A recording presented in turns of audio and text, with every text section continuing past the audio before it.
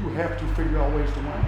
Playing hard on the defensive end and on the glass, every single possession is the way you win.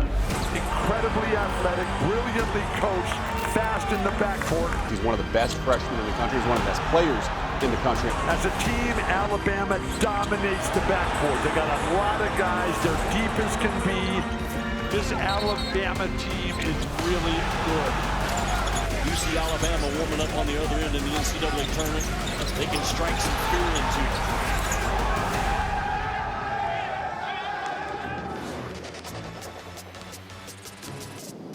Welcome, everybody, to another season of the Nate Oats Show presented by Tri-Green Equipment, along with the head coach of the Alabama Crimson Tide.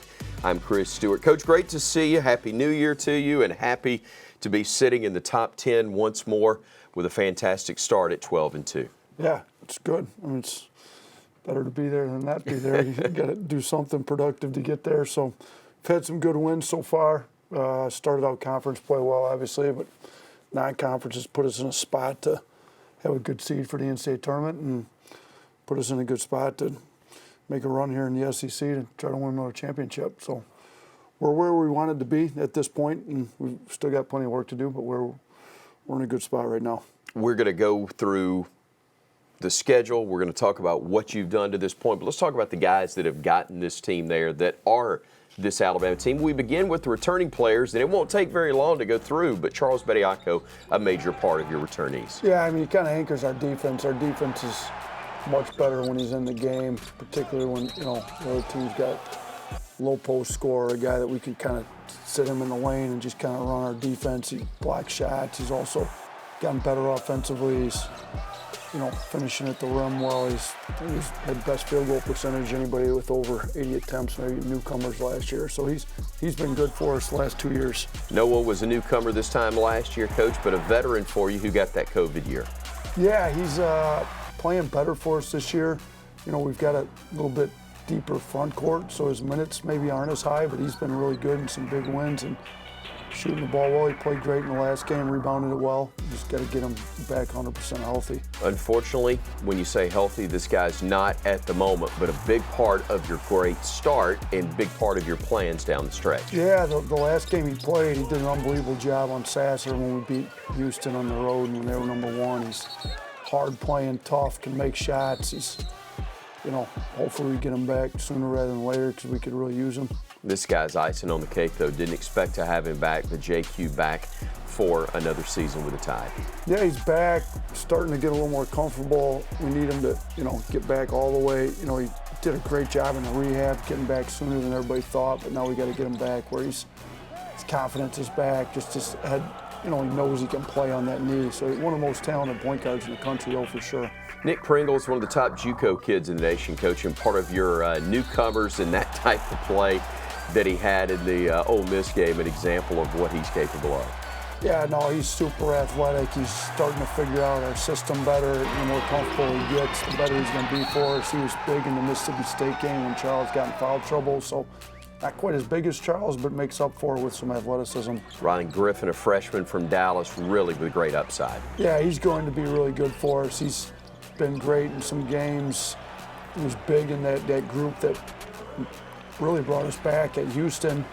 So he's got a lot of talent, can really shoot, he's athletic, he's getting better defensively, which is where we need him to get, but I'm excited about Rylan. This guy was going to be a starter to begin the year, Coach, until he got hurt. This is the exhibition game where he did start, but Dom Welch from St. Bonaventure definitely factoring heavily in your plans. Yeah, it was unfortunate. He got that calf strain that just kept him out for so long, so hopefully he can come back and get back in the rotation quickly because he can really shoot. He's got a high IQ on defense, plays hard, he's got good size, he's got a lot of what we're looking for.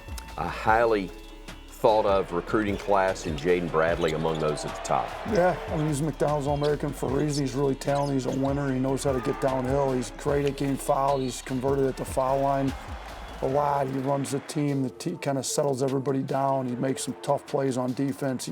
He's kind of one of those jack of all trades, does a lot of everything pretty good to where you're a lot better team when he's on the floor and you're winning.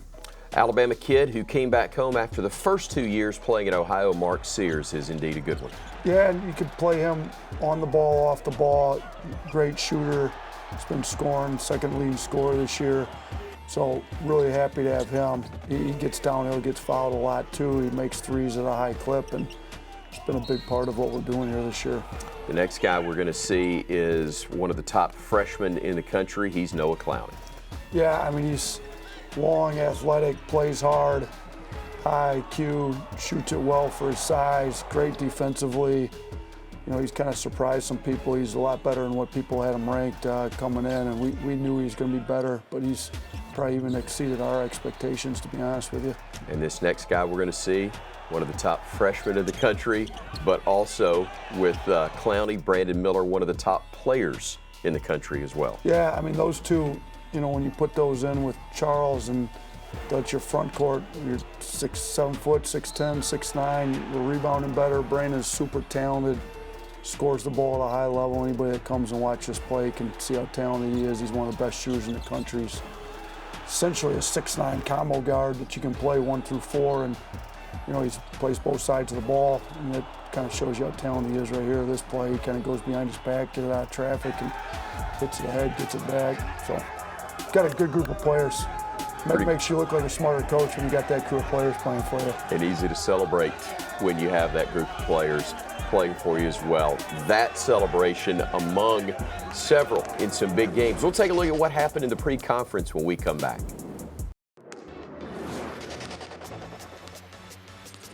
Glad to have you with us for our first Nate Oats show of the season, presented by Tri-Green Equipment. Coach, you challenged your team with their non-conference slate before Christmas, but they responded very well to that challenge as well. Yeah, I mean, you can't get big wins if you don't play big teams to get big wins. So we scheduled them up, and our guys played really well. I mean, you know, we lost 2, but the 2 we lost to have been Final Four contenders in the Final Four in Gonzaga, and then UConn was #1 in the country there for a little bit this year. So our 2 losses were against 2 pretty good teams, and we got some quality wins, beat #1 twice as well. So played a tough schedule, and I think our guys have done well. We've learned a lot from it. We've gotten better by playing a tough schedule. Because of the high rankings, this first game that we're going to show some highlights from probably won't come to fans' mind as quickly, but the win over Liberty, the way you took care of business, a resounding 95-59 win, was really, really big at the time. Yeah, that was the second game of the year, and I was a little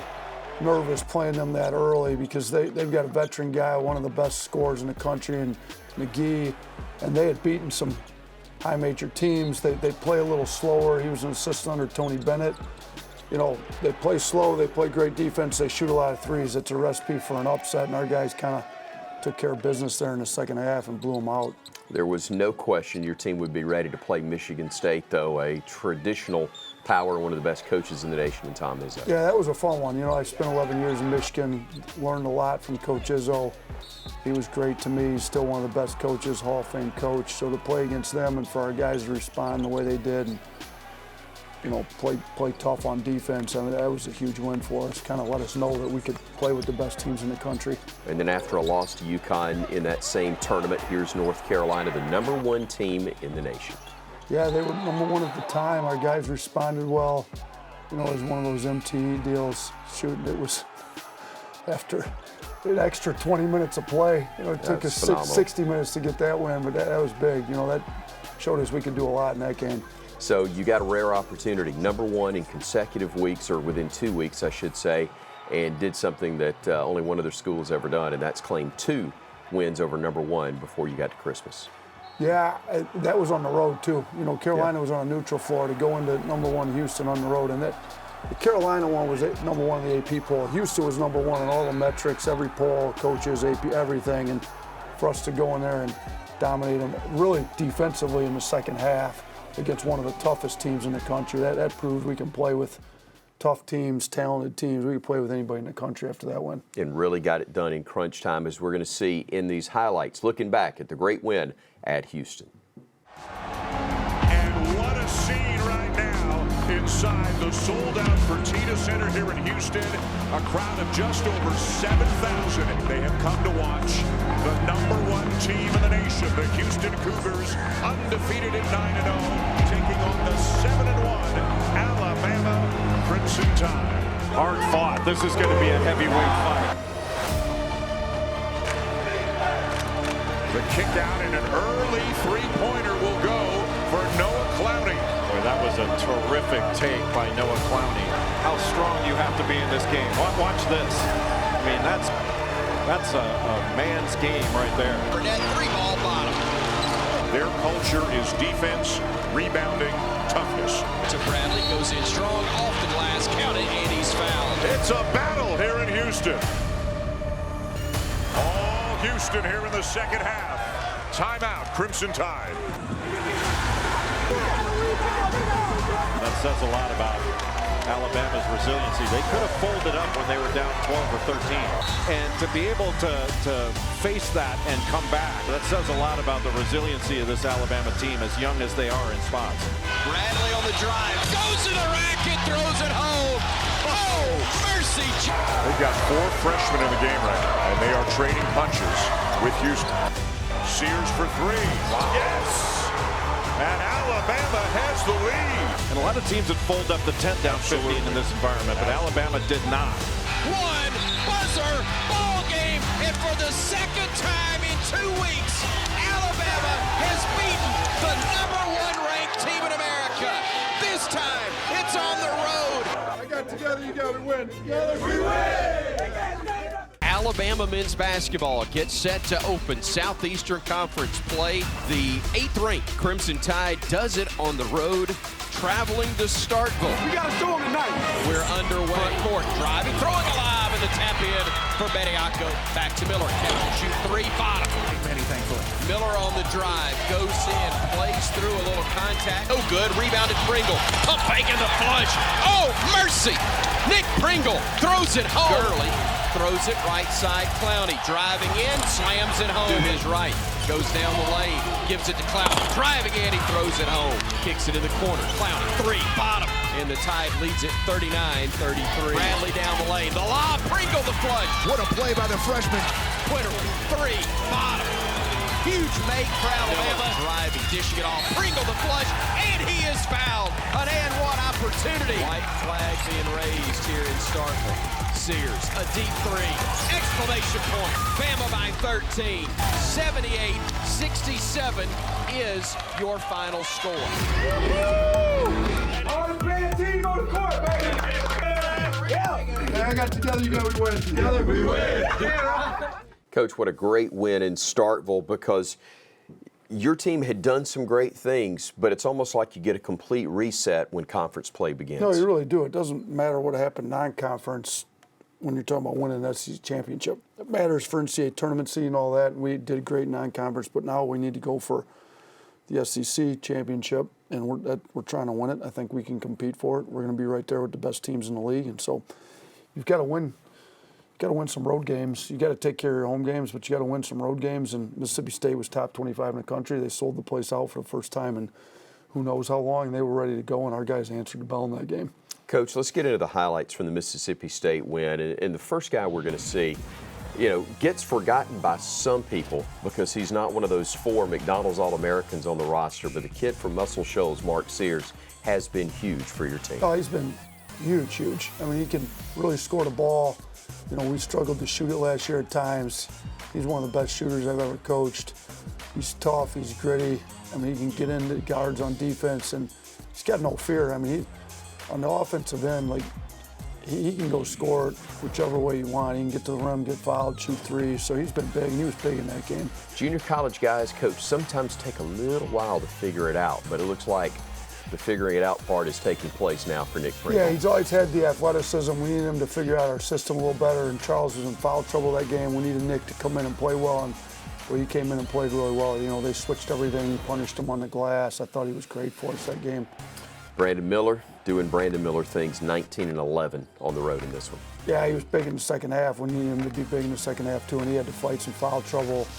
In that one, I thought he made some big shots. He's made big shots in most of our wins this year. So for him to do it on the road in his first road conference game and the sellout down there in Mississippi State, I think he kind of proved he's not going to be rattled by much this year. The way that game went, talking to some people who've been around this thing for a long time like I have, probably 18 of the 20 years the last 20 years we've gone to Starkville.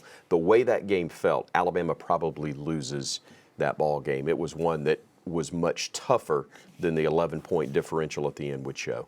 Yeah, I mean, they were up on us, and it was tight early in the second half, and we had a lot of things go against us. I mean, a lot of foul trouble, a lot of things where we could have caved, but our guys got some mental toughness about them. I think, we've got young players, but I think the freshmen are mentally tough. I mean, Brandon played great in a tough environment. Jaden Bradley, nothing seems to really rattle him at all. Noah Clowney the same way, doesn't get rattled by much. I think Rylan Griffin, I think you're going to see him make some big shots in his career here. He doesn't have a whole lot of fear of much of anything. So I think just when you're playing as many freshmen as we do, people think you're going to get rattled by an environment like that, and we don't, because we've got some veteran guys that know how to win big games. Sears being one of them. He's a newcomer, but he's definitely not rattled by any of that stuff. So our guys just hung in there and made some tough plays when we needed to and separated from them late. Toughness physically and mentally on display, as well as depth in that one, as we discussed. When we come back, we'll look at highlights from Ole Miss that probably show also some maturity from a young team as well, able to take care of business at home against the Rebels.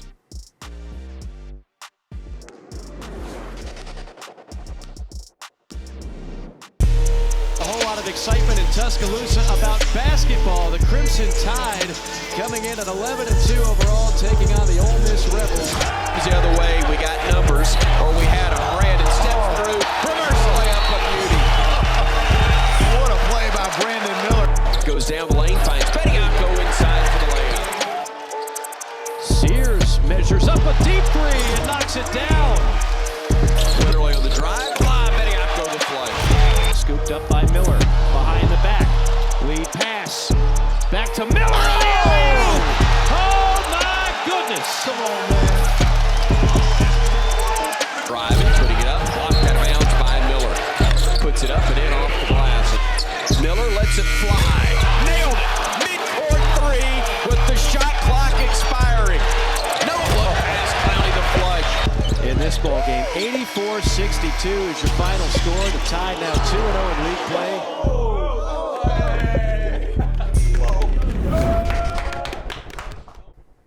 Coach, a great win in Starkville to open league play against Mississippi State, but you do wonder if guys may get a little full of themselves coming back and playing home against an Ole Miss team that had just lost a tough game of their own to Tennessee previously. Yeah, I mean, this is one of those where people call it trap game, whatever you want to call it, because Ole Miss had just played Tennessee really tough. So they're more than capable of playing against the best teams in our league and playing them tough. And we had just won a tough road game, so you come back home, and some guys maybe could have taken it for granted. I think our guys showed some maturity in how hard they played and how well they played. And really the only time I was disappointed in their play was after we'd built a 27-point lead. That's where we've got to get better. Once we've built the lead, where in most games it's a comfortable lead, you still need to play just as hard as you did. And so, but to build that lead, our guys played really hard, played well against a talented team that's going to get some wins. I mean, Kermit's one of the better coaches in the league. He's won a lot of games, and he's going to get that group playing well. So to get them was big for us. We're going to see some highlights, Coach, and some really good individual play. And we ended with Brandon Miller in the Mississippi State game. We'll start with him right here. Yeah, no, he came out ready to play. I mean, he's, and sometimes teams are going to be focused on him, and he's shown some patience where, he can have an explosion at any point in the game, so he doesn't need to press and take bad shots and play. He didn't do that. I thought he let the game come to himself. He still ended up having a really good game. I think he led us in scoring. I think we had 5 guys in double figures that game. Kind of shows our depth. But yeah, I mean, there's a big shot. It was in the last 5 minutes of the game, right? Yeah, they cut it, went from 27 to 15. There was only 2 seconds on the shot clock, and you could tell he has fun when he's playing too. But yeah, he took the lead from 15 to 18, and then we kind of put it back up over 20 and held him off. It's been interesting. I think teams focus on Brandon at the start of the game, which opens opportunities for others, and Mark Sears has taken advantage of that a lot. Mark's had plenty of big games. I mean, he's our second leading scorer with all those Dallas All-Americans on the team and everything. He's a proven scorer in college. He averaged about 20 at Ohio, which is a good league. So he's brought and he's got a lot of confidence in his game. Jaden's a guy that's building confidence every game out. He's getting more and more comfortable. He missed most of the summer with the foot surgery he had to close his high school year off. But the more he plays, the more comfortable he's getting. He makes everybody around him better. I think he's top 5 in the league in assists right now. So made some great passes, as you can see there. He's a guy that looks to make his teammates better. We got to get him a little bit more aggressive scoring it because he can score it. Right. He's actually a good shooter. I mean, you watch him in shooting drills, he makes shots. So we're going to get him taking more of those. But he's just so into making his team and his teammates better. He's such a heavy assist guy. And it's good to have a guy out there like that play. And then he plays defense too. So those guys all played well in that game. And we put 5 guys in double figures. It shows the depth we've got. And there's some guys that weren't double figures that game that are more than capable of scoring 20 in a game too. Heavy assists, low turnovers. That was a key. Only 7 in the win against the Rebels. We'll come back and take a look at what's ahead for Alabama basketball when we continue on the Nate Oats Show, presented by Tri-Green Equipment.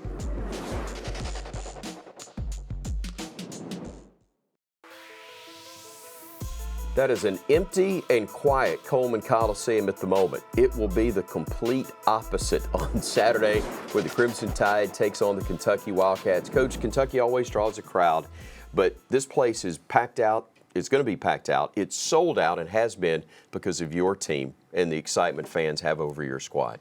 Yeah, it's going to be a great environment. Kentucky's obviously Kentucky, and they've got really good players every year. It's no different this year, but we've got some players ourselves. I like our group going against their group. I mean, they're tough. We're going to have to Chibwe, returning National Player of the Year. So everybody that shows up for that game, it's going to be a good game. Hopefully our student section comes loud. We need them to be packed all the way full, as loud as they can be.